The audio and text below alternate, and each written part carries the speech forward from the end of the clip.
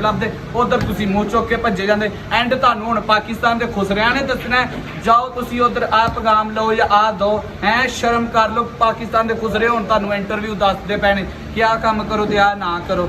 ਮਿਹਰਬਾਨੀ ਤੁਹਾਡੀ ਮੈਸੇਜ ਤੁਹਾਡੇ ਤੱਕ ਪਹੁੰਚਾਣਿਆ, ਰੋ ਪਿੱਟ ਕੇ ਉਹਨਾਂ ਨੂੰ ਇਨਸਾਫ ਦਿਵਾਓ, ਠੀਕ ਹੈ। ਜਿੰਨੇ ਕੀਤਾ ਉਹਦਾ ਮਗਜ਼ ਬਣਾ ਦੇ, ਜੋ ਵੀ ਕੀਤਾ। ਹਾਂ ਸਾਡੇ ਪਾਕਿਸਤਾਨ ਦੇ ਮਸੀਹ ਨੇ, ਕੋਈ ਬਾਹਰੋਂ ਨਹੀਂ ਦੇ। ਨਾਲੇ ਦੁਆਵਾਂ ਦਵੋ, ਤੁਹਾਡੇ ਮਸੀਹ ਲੋਕਾਂ ਨੇ ਤੁਹਾਡਾ ਪਾਕਿਸਤਾਨ ਆਜ਼ਾਦ ਕਰਾਇਆ। ਜੇ ਅਸਲ ਗੱਲ ਪੁੱਛਦੇ ਜੀ ਨਹੀਂ ਪਤਾ ਤੇ ਫਿਰ ਪਤਾ ਕਰ ਲਓ ਆਪਦੇ ਵੱਡਿਆਂ ਦਾਦਿਆਂ ਪੜਦਾਦਿਆਂ ਕੋਲੋਂ ਜਾ ਕੇ, ਆਪਦੀਆਂ 2 ਜਾਂ 3 ਪੀੜ੍ਹੀਆਂ ਪਿਛਾ ਜਾਓ, ਤੁਹਾਨੂੰ ਪਤਾ ਲੱਗੇ। ਇਹ ਤਾਂ ਪਾਕਿਸਤਾਨ ਕਰਾਇਆ ਸਾਡੇ ਕ੍ਰਿਸਚਨ ਲੋਕਾਂ ਨੇ। ਦੱਸ ਤੁਸੀਂ ਉਹਨਾਂ ਦੇ ਚਰਚ ਸਾੜੀ ਜਾਂਦੇ, ਉਹਨਾਂ ਤੇ ਜ਼ੁਲਮ ਕੀਤੀ ਜਾਂਦੇ ਜੇ।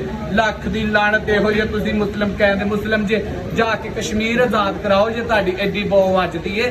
ਤੁਸੀਂ ਕਸ਼ਮੀਰ ਦੀਆਂ ਭੈਣਾਂ ਨੂੰ ਆਜ਼ਾਦ ਕਰਾਓ। ਸਾਡੇ ਪਾਕਿਸਤਾਨ ਦੇ ਵਿੱਚ ਤੁਸੀਂ ਇੱਥੇ ਮਾਰਨ ਕੁੱਟਣ ਲੱਗ ਪਏ ਜੇ। ਆਹ ਵੇਖੋ ਭਲਾ ਹੋਵੇ ਤੁਹਾਡਾ, ਦੁਆਵਾਂ ਲਿਆ ਕਰੋ ਤੁਸੀਂ।